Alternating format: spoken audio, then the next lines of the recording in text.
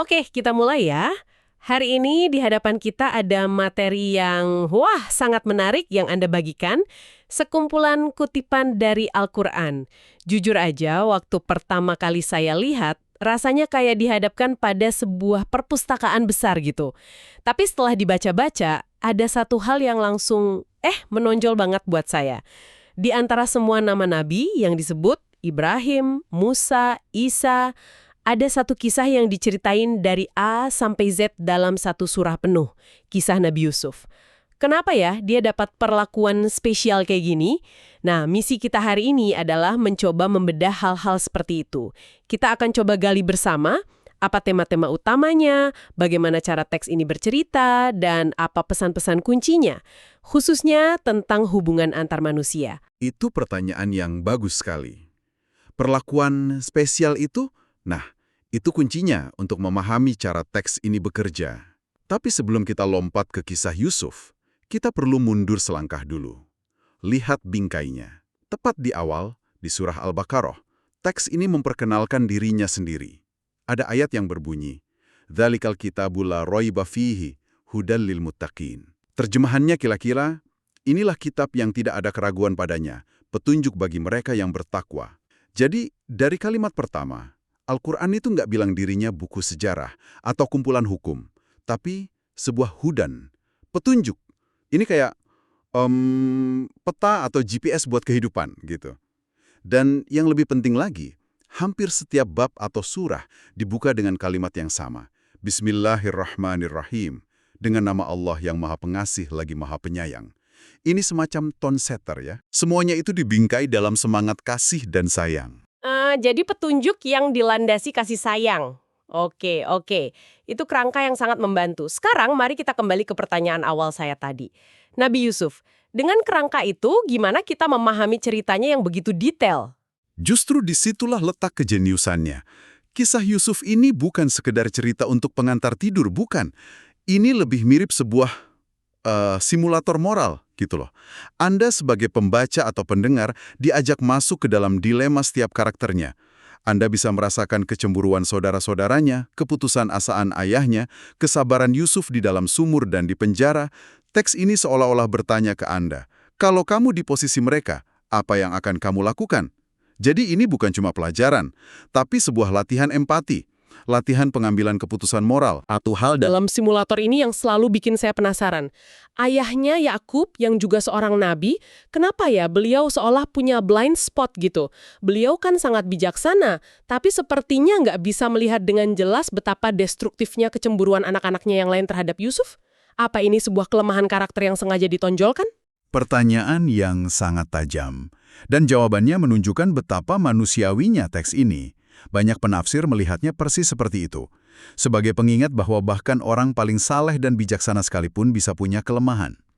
Apalagi dalam urusan keluarga, cinta yang besar itu kan kadang bisa bikin kita buta terhadap dinamika di sekitarnya. Dengan menunjukkan kelemahan Yakub ini, ceritanya jadi terasa sangat nyata. Ini bukan dongeng tentang karakter-karakter sempurna, tapi tentang manusia-manusia dengan segala kompleksitasnya yang sedang berjuang. Dan ini membuat pesannya tentang kesabaran dan keyakinan jadi lebih kuat. Karena itu lahir dari penderitaan yang otentik.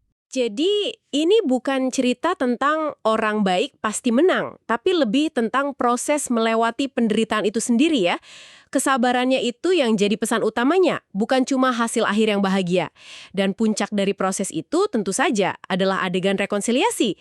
Setelah semua penderitaan itu, Yusuf kan ada di posisi puncak kekuasaan. Dia bisa saja balas dendam, tapi dia nggak melakukannya. Tepat sekali. Mari kita lihat momen puncaknya. Saudara-saudaranya datang dalam keadaan memelas, nggak ngenalin Yusuf. Setelah Yusuf mengungkapkan jati dirinya, bisa dibayangkan betapa takutnya mereka. Di titik inilah simulator moralnya mencapai klimaks. Yusuf memegang semua kartu, tapi yang keluar dari mulutnya adalah pengampunan.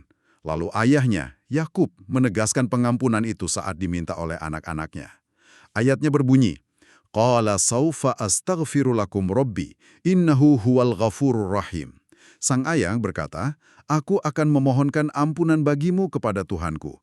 Sungguh, dialah yang maha pengampun, maha penyayang. Jadi ini bukan cuma Yusuf yang memaafkan, Tapi ada proses restorasi keluarga yang dipimpin oleh sang ayah. Puncaknya, seperti yang digambarkan di sumber Anda, wa rafa'a abawaihi 'alal arsh, dan dia menaikkan kedua orang tuanya ke atas singgasana. Gestur ini simbolis sekali. Dia tidak hanya memaafkan, tapi juga memulihkan kehormatan orang tuanya dan keluarganya. Wow, kalau dilihat dari sudut pandang itu, kisah Yusuf ini kan intinya tentang menyembuhkan sebuah keluarga yang hancur ya. Ini membuat saya berpikir, selain lewat cerita dramatis seperti ini, bagaimana teks ini memberikan panduan untuk hubungan keluarga yang lebih normal dan sehari-hari? Adakah semacam aturan main dasarnya gitu? Tentu saja, teks ini sangat peduli pada fondasi masyarakat, dan fondasi itu adalah keluarga. Konsep yang sering muncul itu silaturahim, yaitu kewajiban untuk terus menjaga hubungan baik, terutama dengan kerabat. Dan pilar utama dari silaturahim ini adalah hubungan dengan orang tua. Benar, saya nemu satu ayat di sumber yang Anda berikan dari surah Al-Isra yang bahasanya sangat puitis dan menyentuh soal ini. Dikatakan, "Wakhfid lahuma janaha dzulli minar rahmati wa qur rabbirhamhuma kama rabbayani shaghira." Terjemahannya, dan rendahkanlah dirimu terhadap keduanya dengan penuh kasih sayang dan ucapkanlah, "Wahai Tuhanku, sayangilah keduanya sebagaimana mereka berdua telah mendidik aku pada waktu kecil." Ungkapan rendahkanlah bagi mereka sayap kerendahan hati itu. Wah, dalam sekali maknanya. Puitis sekali kan? Ini bukan cuma perintah untuk patuh atau memberi uang. Ini perintah tentang gestur, tentang sikap batin. Sayap kerendahan hati itu metafora yang luar biasa. Artinya, perlakukan orang tua dengan kelembutan dan rasa hormat yang paling dalam. Bukan karena terpaksa, tapi karena didasari rahmah, kasih sayang. Perintahnya bukan hanya untuk berbuat baik, tapi untuk merendahkan diri karena kasih sayang. Sesuatu yang gampang diucapkan tapi, jujur saja, kadang paling sulit dilakukan di dunia nyata. Doa di akhir ayat itu juga penting. Ia mengikat perlakuan baik kita saat ini dengan memori perlakuan baik mereka di masa lalu. Ini adalah hubungan timbal balik yang didasari oleh rasa syukur. Dengan orang tua yang didasari rasa syukur dan kasih sayang. Lalu dari situ kita melangkah ke hubungan yang kita bangun sendiri, yaitu pernikahan. Bagaimana teks ini memandang pernikahan? Apa ini cuma sekedar kontrak legal atau ada makna yang lebih dalam? Kalau kita lihat dari ayat-ayat yang ada di sumber Anda, teks ini jelas memberikan kerangka hukum. Misalnya, di surah Al-Ahzab, ada frasa yang memulai sebuah aturan. Ya ayyuhalladzina amanu idza nakahtumul mu'minat. Wahai orang-orang yang beriman, apabila kamu menikahi perempuan-perempuan mukmin. Ini menunjukkan bahwa pernikahan adalah sebuah institusi yang diatur, sebuah kontrak sosial dengan hak dan kewajiban yang jelas.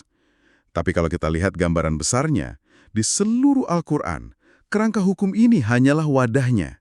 Isinya jauh lebih dari itu. Pernikahan digambarkan sebagai sumber ketenangan atau sakinah, cinta atau mawaddah, dan kasih sayang, rahmah. Jadi, ini adalah ikatan spiritual dan emosional yang dilindungi oleh sebuah kerangka hukum. Menarik. Jadi ada aspek hukum dan aspek spiritualnya. Tapi teks ini juga terasa sangat realistis ya. Hubungan kan nggak selamanya mulus. Bagaimana kalau ada konflik serius di dalam rumah tangga? Apa petunjuk yang diberikan? Teks ini nggak naif. Ia mengakui potensi konflik dan menyediakan mekanisme penyelesaiannya. Salah satu contoh paling detil yang ada di sumber Anda itu dari surah An-Nur yang membahas masalah yang sangat pelik, tuduhan perzinaan dalam rumah tangga. Ayatnya berbunyi, وَالَّذِينَ يَرْمُونَ أَزْوَاجَهُمْ وَلَمْ يَكُنْ لَهُمْ شُهَدَاءُ إِلَّا أَنفُسُهُمْ. Dan orang-orang yang menuduh istri mereka berzina, padahal mereka tidak mempunyai saksi-saksi selain diri mereka sendiri. Nah, ayat ini kemudian dilanjutkan dengan prosedur sumpah yang sangat spesifik bagi suami dan istri untuk menyelesaikan tuduhan tersebut di hadapan otoritas. Prosedur ini kedengarannya sangat formal dan berat ya. Apa sebetulnya tujuan dibaliknya? Kenapa harus serumit itu? Nah, kalau kita coba lihat dari sudut pandang yang lebih luas, ini semua nyambung loh, ada polanya. Di zaman itu dan bahkan sekarang, tuduhan perselingkuhan bisa menghancurkan reputasi seseorang, terutama perempuan, selamanya. Dengan menetapkan syarat saksi yang sangat berat, dalam kasus umum kan butuh 4 saksi mata. Atau prosedur sumpah yang sakral ini, Teks ini sebenarnya sedang melakukan apa? Ia sedang membangun benteng perlindungan yang sangat tinggi di sekitar kehormatan individu. Pesannya jelas, jangan sembarangan menuduh. Tuduhan itu punya konsekuensi dunia dan akhirat. Jadi, aturan yang terkesan rumit ini sebenarnya adalah sebuah mekanisme untuk melindungi yang lemah dan memastikan keadilan. Bukan untuk mempersulit, tujuannya stabilitas sosial. Perlindungan kehormatan jadi prioritas utama. Ini masuk akal. Nah, ini mungkin pertanyaan yang agak jauh karena sumber kita tidak membahasnya secara detail. Tapi bagaimana dengan perceraian? Kalau pernikahan diatur, konflik diatur, apakah jalan keluarnya juga diatur? Betul. Meskipun kutipan yang Anda berikan tidak merinci proses perceraian, keberadaan aturan yang begitu detil untuk memulai pernikahan dan menangani konflik paling serius di dalamnya, itu sangat menyiratkan bahwa teks ini menyediakan kerangka kerja yang lengkap. Logikanya, jika cara masuknya diatur dengan sakral dan cara menghadapi badainya diatur dengan adil, maka cara keluarnya pun pasti diatur. Diatur dengan cara yang teratur dan bertujuan menjaga keadilan bagi semua pihak, terutama hak-hak istri dan anak. Tujuannya bukan untuk mempersulit perceraian, tapi untuk memastikan jika itu harus terjadi, prosesnya tidak merugikan pihak manapun secara sepihak. Semuanya kembali ke prinsip awal tadi, rahma dan keadilan, bahkan di saat-saat paling sulit sekalipun. Jadi kalau saya coba tarik benang merahnya dari semua pembahasan kita, sumber-sumber yang Anda berikan ini menunjukkan Al-Quran sebagai petunjuk hidup yang sangat komprehensif. Dimulai dari cara dia berkomunikasi, yaitu lewat cerita yang berfungsi seperti simulator moral, kayak kisah Yusuf tadi, untuk menanamkan nilai-nilai universal seperti sabar dan memaafkan. Lalu petunjuk itu masuk ke ranah praktis, dengan meletakkan fondasi hubungan manusia, dimulai dari menghormati orang tua dengan penuh kasih sayang, lalu membangun institusi pernikahan sebagai ikatan spiritual yang dilindungi hukum, dan bahkan menyediakan mekanisme yang adil untuk saat-saat tersulit dalam hubungan itu. Semuanya saling terkait ya? Persis. Dan ini membawa kita pada satu pemikiran penutup yang mungkin bisa Anda renungkan.